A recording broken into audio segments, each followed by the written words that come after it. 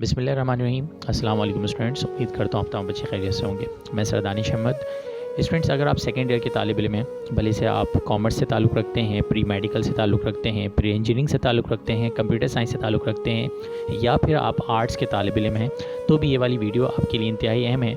और आप इस वीडियो को ना सिर्फ आखिर तक देखिएगा, बल्कि मेरी ये गुजारिश होगी आप तमाम बच्चों से कि अपने सेकेंड ईयर के तमाम दोस्तों के साथ, तमाम सेकेंड ईयर के उन ग्रुप्स में कि जिनमें आप मौजूद हैं, उनमें ज़रूर शेयर कीजिएगा, ताकि ज़्यादा से ज़्यादा बच्चों का फ़ायदा हो सके। आज की इस वीडियो में हम जिक्र करने जा रहे हैं उस यूनिवर्सिटी के बारे में, और आपको गाइड करने जा रहे हैं उस यूनिवर्सिटी के मुतालिक कि जो यूनिवर्सिटी बुनियादी तौर पे कराची का अगर कोई तालिब इल्म है तो उसकी ड्रीम यूनिवर्सिटी होती है। अक्सर बेशतर कराची में बहुत सारे स्टूडेंट्स तो ये समझते हैं कि हमारा एनईडी में एडमिशन हो ही नहीं सकता, क्योंकि हम तो कॉमर्स के या मेडिकल के या आर्ट्स के तालिब इल्म हैं। अब यहाँ वो तो सिर्फ और सिर्फ एनईडी यूनिवर्सिटी इंजीनियरिंग यूनिवर्सिटी है। तो इंशाल्लाह इस वीडियो अगर आप आखिर तक देखेंगे तो आपके बहुत सारे ना सिर्फ सवालों का जवाब मिल जाएगा, बल्कि एनईडी के हवाले से मुकम्मल वो इन्फॉर्मेशन कि जो आपको होनी चाहिए, वो सारी की सारी इन्फॉर्मेशन इंशाल्लाह आपको मिल जाएगी। तो आइए चलते हैं अपनी वीडियो की तरफ। स्टूडेंट, सबसे पहले उन सवालात की बात कर लेते हैं कि जो नॉर्मल तौर पे एक स्टूडेंट के जहन में आ रहा होता है। जैसे मिसाल के तौर पे, सर हमें कैसे पता चलेगा कि यूनिवर्सिटी का एडमिशन कब स्टार्ट होता है, कौन से महीने में एनईडी यूनिवर्सिटी में एडमिशन स्टार्ट हो चुका है। ये इसी तरीके से एक मेजर क्वेश्चन कि सर कम से कम हमारी अगर यूनिवर्सिटी में एडमिशन लेना है तो क्या परसेंटेज होनी चाहिए, क्योंकि अक्सर बेशतर बच्चे समझते हैं 60%, लेकिन आप हैरान हो जाएंगे आगे जाके मैं आपको जब तफसीलात दूंगा तो 55% वाले भी बच्चे एनईडी यूनिवर्सिटी में अप्लाई कर सकते हैं। तो वो कौन सी फील्ड्स हैं जिनमें अप्लाई कर सकते हैं, इस तरह के भी सवालात मौजूद होते हैं बच्चों के। अच्छा, इसी तरह से बहुत से बच्चे ये सोच रहे होते हैं कि यार अगर बिलफर्ज एडमिशन ले सकते हैं तो सिर्फ प्री इंजीनियरिंग के लिए ले सकते हैं, या फिर प्री मेडिकल, कॉमर्स, आर्ट्स और जो कंप्यूटर साइंस के स्टूडेंट्स हैं उनके पास भी ऑप्शन मौजूद होते हैं। और सबसे अहम सवाल ये कि कौन कौन सी फील्ड्स में एनईडी यूनिवर्सिटी में एडमिशन्स होते हैं। जैसे अक्सर आपने अपने टीचर्स के ज़रिए सुना होगा कि बेटा आप प्री मेडिकल अगर स्टूडेंट हैं तो आप बायो टेक्नोलॉजी में एडमिशन ले लें। इसी तरह इंजीनियरिंग के बच्चों को मैकेनिकल इंजीनियरिंग, इसके अलावा सिविल इंजीनियरिंग और मुख्तलिफ़ किस्म के ऑप्शंस जो है क्लास के अंदर डिस्कस हो रहे होते हैं। बहुत सी गर्ल्स से पूछा जाता है तो कहते हैं कि सर हम तो सॉफ्टवेयर इंजीनियरिंग की तरफ जाएंगे, हम सीएस की तरफ जाएंगे। और इस तरह की कौन कौन सी फील्ड यूनिवर्सिटी में मौजूद हैं एनईडी में जिनमें आप एडमिशन ले सकते हैं।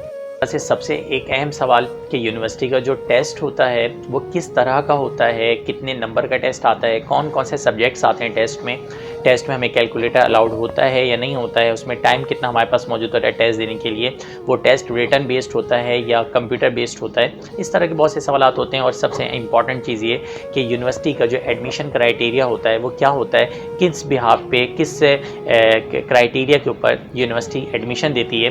तो ये कुछ बेसिक सवालात हैं जो अक्सर स्टूडेंट के जहन में होते हैं और इनको हम बारी बारी इस वीडियो में डिस्कस करेंगे। स्टूडेंट्स, याद रखिएगा जब भी कोई यूनिवर्सिटी एडमिशन अनाउंस करती है तो वो अपनी ऑफिशियल वेबसाइट पे और इसके अलावा जो मशहूर न्यूज़पेपर्स होते हैं उन पे नोटिफिकेशन ये सर्कुलर की सूरत में देती है। सामने आपको स्क्रीन पे एक नोटिस नज़र आ रहा है, ये 2022 का नोटिस है या 2022 का सर्कुलर है, जो कि आपके पास 2022 का जब एडमिशन आया था तो उसमें अनाउंस किया था। और इससे आप अंदाज़ा कर सकते हैं कि ये आपके पास किसी भी यूनिवर्सिटी की तरफ से ऑफिशियल ऐलान होता है कि हमारी यूनिवर्सिटी में एडमिशन स्टार्ट हो चुके हैं। और उसमें वो तमाम तफसीलात देती है कि last date of submission, form submission क्या है, क्या क्राइटेरिया है, किन किन फील्ड्स में बच्चा अप्लाई कर सकता है। तो इसका मेरी तरफ से आपको मशवरा होगा कि जो सेकेंड ईयर स्टूडेंट्स के ग्रुप्स वगैरह होते हैं और सोशल मीडिया पे जो इस तरह के पेजेस वगैरह हैं उनको लाइक करके रखें और ग्रुप्स के साथ इंगेज रहें, ताकि आपको पता चलता रहे कि कहाँ पर किस यूनिवर्सिटी में किस हवाले से अपडेट्स आ रहे हैं। वक्त स्टूडेंट इस चीज़ का आपको ख्याल रखना है कि आपको सेकेंड ईयर पास किए हुए 3 साल से ज़्यादा का वक्फा नहीं होना चाहिए। चीज़ ये कि आपकी मिनिमम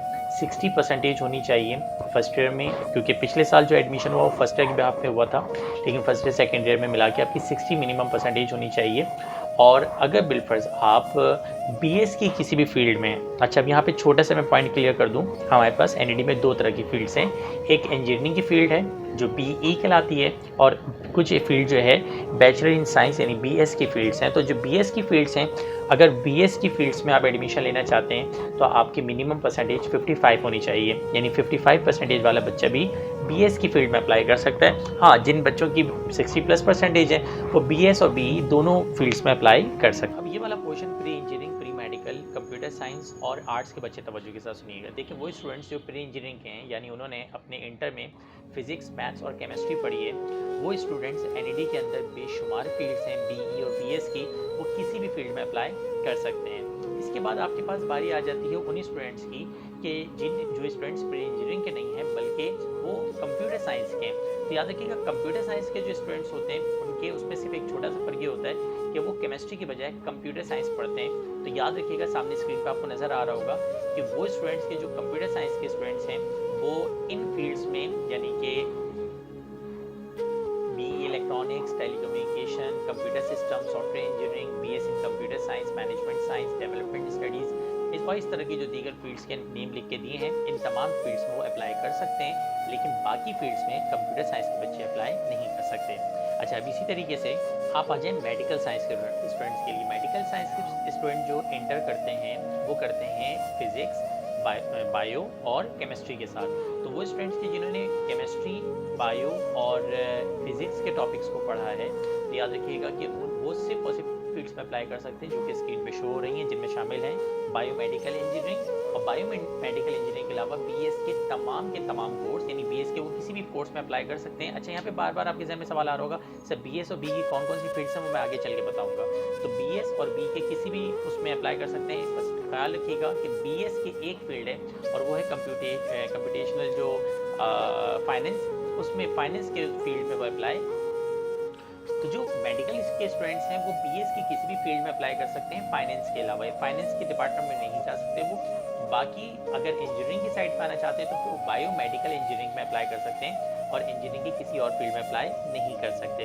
तो ये हमारे पास लिमिटेशंस हैं मेडिकल वाले स्टूडेंट्स के लिए। अच्छा, इसी तरीके से कुछ बच्चे ऐसे होते हैं कि जिन्होंने इंटर में कंप्यूटर स्टडीज़ और इसे मैथ्स के साथ फिज़िक्स नहीं बल्कि स्टेट्स को पढ़ा होता है, तो उनके लिए मैंने पैराग्राफ नंबर 3 में दिया हुआ है कि वो कौन कौन सी फील्ड्स में जा सकते हैं। और वो बच्चे की जिन्होंने रेगुलर कॉमर्स से इंटर किया है तो वो BS management science, English language, इसके अलावा डेवलपमेंट स्टडीज़, इकोनॉमिक्स, फाइनेंस वगैरह में जा सकते हैं। सारी फील्ड्स लिखी हुई हैं, अगर आप अपनी इन्फॉर्मेशन लेना चाहते हैं तो इसकी स्क्रीनशॉट लेके या फिर वीडियो को रोक के तरीके से भी देख सकते हैं। इसके बाद लास्ट में आ जाते हैं आर्ट्स के स्टूडेंट्स।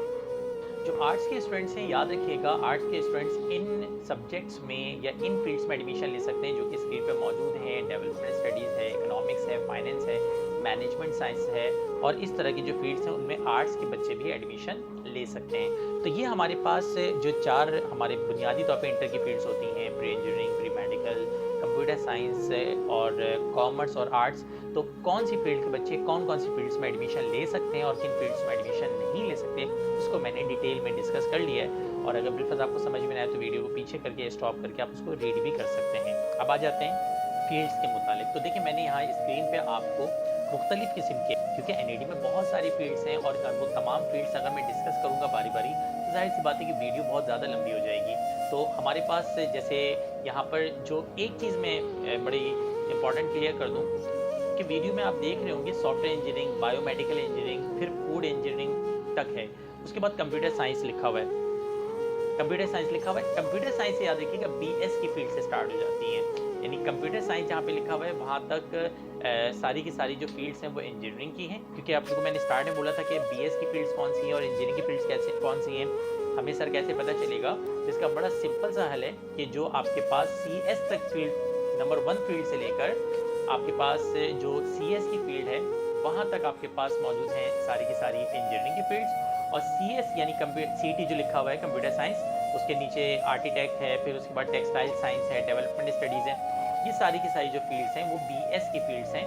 तो ये आपके पास BS की फील्ड्स होती हैं। अच्छा, B और BS में क्या फ़र्क होता है इसके लिए मैं किसी दिन अलग से वीडियो बना दूंगा या फिर अलग से इसकी डिटेल डिस्क्रिप्शन आप लोगों के साथ शेयर कर लूँगा। स्टूडेंट्स आ जाएँ सबसे अहम पार्ट की तरफ और वो है मेरिट लिस्ट, यानी जो हमारे पास यूनिवर्सिटी में एडमिशन होता है उसका जो मेरिट बनता है वो किस बिहाफ पे बनता है। तो याद रखिएगा कि आपका जो मेरिट बनता है NAD यूनिवर्सिटी में उसमें 50% आपका टेस्ट देखा जाता है, यानी जो एंट्री टेस्ट होता है, और 50% आपकी इंटर की परसेंटेज देखी जाती है। तो लिहाजा अगर बिलफस कोई ऐसे स्टूडेंट है कि जिसकी 70s में परसेंटेज है या 60s में परसेंटेज है और वो टेस्ट में अच्छे स्कोर कर ले तो वो बासानी उस बच्चे को भी कम्पीट कर सकता है कि जिसकी 80s में परसेंटेज है। तो याद रखिएगा इसमें 50% मैटर करता है आपका फर्स्ट ईयर का जो फर्स्ट ईयर की जो आपकी परसेंटेज आई है और 50% आपका एप्टीट्यूड टेस्ट मैटर करता है। यही वजह है कि जो चालाक स्टूडेंट होते हैं या वो स्टूडेंट्स के जो एप्टीट्यूड टेस्ट को अहमियत दे रहे होते हैं वो अपनी तैयारी बहुत पहले से स्टार्ट कर लेते हैं और बुनियादी तौर पे वो अपनी तैयारी लेके इस तरह चल रहे होते हैं कि उन्हें एंड में जब कंपटीशन एग्जाम हो या मिसाल के तौर पे यूनिवर्सिटी का टेस्ट हो रहा हो तो उन्हें ज़्यादा प्रॉब्लम का सामना ना करना पड़े, बल्कि वो बहुत अच्छे अंदाज में टेस्ट को क्लियर कर सकें। टेस्ट का क्या क्राइटेरिया होता है, किस तरह टेस्ट होते हैं, बिल्कुल वीडियो को मैं लास्ट में एक्सप्लेन करूँगा। इन शॉर्ट ये कि आपके पास जो मेरिट लिस्ट बनती है उसमें आपकी 50% देखी जाती है कि इंटर में परसेंटेज कैसी थी, और 50% आपका देखा जाता है कि आपका टेस्ट में स्कोर कैसा आया है। यहाँ एक बात का मैं जिक्र करता चलूँ कि याद रखिएगा, वो स्टूडेंट्स के जो हाफिज़ कुरान हैं, तो उन हाफिज़ कुरान स्टूडेंट्स को यहाँ पर जो हमारे पास 1.82% इजाफी मार्क्स दिए जाते हैं, लेकिन उसके लिए आपके पास सर्टिफिकेट होना ज़रूरी है हाफिज़ कुरान का। और वो कोई ऐसा नहीं कि छोटे मोटे मदरसे का सर्टिफिकेट माना जाएगा, कम से कम वफाकुल मदारिस या तंजीमुल मदारिस वगैरह के अगर आपके पास ऑथराइज सर्टिफिकेट हैं हाफिज़ कुरान के, तो आपके जो भी मेरिट लिस्ट होगी उसमें 1.82% आपके क्या हो जाएगा, उसमें इजाफा हो जाएगा। तो अगर आप हाफिज़ कुरान है तो इसका भी ज़रूर एडवांटेज लीजिएगा। अब आ जाते हैं स्टूडेंट्स फीस स्ट्रक्चर की तरफ। बहुत आसान, बहुत ही कोई मेरे ख्याल से सिंपल तरीन फीस स्ट्रक्चर है। याद रखिएगा, एनएडी यूनिवर्सिटी में जब आप एडमिशन अगर आपका होता है तो at the time of admission, पिछले साल 2022 की बात हो रही है, 2023 में ऑब्वियस सी बात है थोड़ा बहुत चेंज आएगा, लेकिन अगर एडमिशन आपका होता है तो 39,000, अगर बिल्कुल आप BE या BS की फील्ड में जाते हैं तो 39,000 सामने मैंने फीस स्ट्रक्चर लिख के भी दिया हुआ है वीडियो में, तो आप आराम से उसको देख सकते हैं कि 39,000 आपने पे करना होता है फॉरेनर्स वगैरह के लिए, अलग पे स्केल है। और इसी के अलावा आपको हर सेमेस्टर जो है 27,000 BE BS के लिए और BS के तमाम प्रोग्राम्स के लिए 30,000 हर मंथ पे करने होते हैं। इसको मैं बहुत आसान अंदाज में समराइज़ कर दूं तो ये जहन में रखिएगा कि at the time of admission आपके पास अराउंड 70,000 का खर्चा आता है। At the time of admission 70,000 के करीब खर्चा आता है, जिसमें एक भी शामिल होती है, सिक्योरिटी डिपॉजिट का अमाउंट भी शामिल होता है, और इसी तरह से एडमिशन फीस का अमाउंट भी शामिल होता है। तो at the time of admission around 70,000 का खर्चा आया, और फिर हर 6 महीने गुजरने के बाद अराउंड आपका 30,000 इस तरह से एक्सपेंस आता है, जो कि ऊपर 39,000 है, 35,000 है, तो इस तरह से 39-40,000 के करीब हर 6 महीने गुजरने के बाद एक्सपेंस आता है, जो कि मेरे ख्याल से बहुत कम फीस है अगर दीगर यूनिवर्सिटीज़ के मुकाबले में बात की जाए तो उनके मुकाबले में। स्टूडेंट्स अब आ जाएँ सबसे इंपॉर्टेंट पोर्शन, और वो ये कि एनएडी यूनिवर्सिटी का जो टेस्ट होता है उसका पैटर्न क्या होता है। तो याद रखिएगा, एनएडी यूनिवर्सिटी का जो टेस्ट होता है वो कंप्यूटर बेस्ड टेस्ट होता है, यानी कि आप जब एनएडी यूनिवर्सिटी में जाते हैं तो एनएडी यूनिवर्सिटी में आपको एक कंप्यूटर लैब में बैठा दिया जाता है और आप कंप्यूटर के सामने बैठ के अपना टेस्ट परफॉर्म करते हैं। टोटल आपके पास 2 घंटे का वक्त होता है, 2 आवर्स का टाइम होता है, और आपने टोटल 100 MCQs को सॉल्व करना होता है। ये 100 MCQs उन 4 सब्जेक्ट से रिलेटेड होते हैं कि जो 4 सब्जेक्ट्स आपने अपने इंटर में पढ़े होते हैं। फॉर एग्जांपल, आप प्री इंजीनियरिंग के स्टूडेंट हैं तो आपको फिज़िक्स के 25, केमिस्ट्री के 25, मैथ्स के 25 और इसी तरह से इंग्लिश के 25 MCQ सॉल्व करने होंगे। अगर आप मेडिकल के स्टूडेंट हैं तो आपके जो मैथ्स हैं, मैथ्स के बजाय बायो के 25 MCQs आ जाएंगे, और अगर आप कंप्यूटर साइंस के स्टूडेंट हैं तो केमिस्ट्री के बजाय आपके पास कंप्यूटर के 25 MCQs आ जाएंगे। स्टूडेंट्स, एक चीज़ का ख्याल रहे कि आपको during exam simple calculator allowed होता है, लेकिन साइंटिफिक कैलकुलेटर अलाउड नहीं होता। और इसी तरह से जो एनएडी का टेस्ट होता है उसमें किसी तरह की नेगेटिव मार्किंग नहीं होती।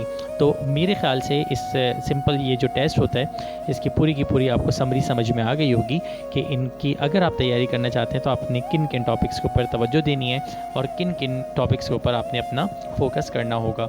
स्टूडेंट्स, उम्मीद करता हूँ कि एनएडी यूनिवर्सिटी के हवाले से बहुत बेहतरीन अंदाज में आपको मुकम्मल गाइडलाइन मिली होगी। तो अगर बिलफर्ज आपके जहन में इसके बाद भी कोई सवाल मौजूद है तो आप कमेंट्स में सवाल, आखिर में मेरी आपसे रिक्वेस्ट होगी कि अपनी बहुत सारी दुआओं में याद रखिएगा और साथ में ये वीडियो अपने तमाम सेकेंड ईयर के फ्रेंड्स के साथ ज़रूर शेयर कीजिएगा ताकि उन्हें भी इसका फ़ायदा हो सके। अल्लाह हाफ़िज़।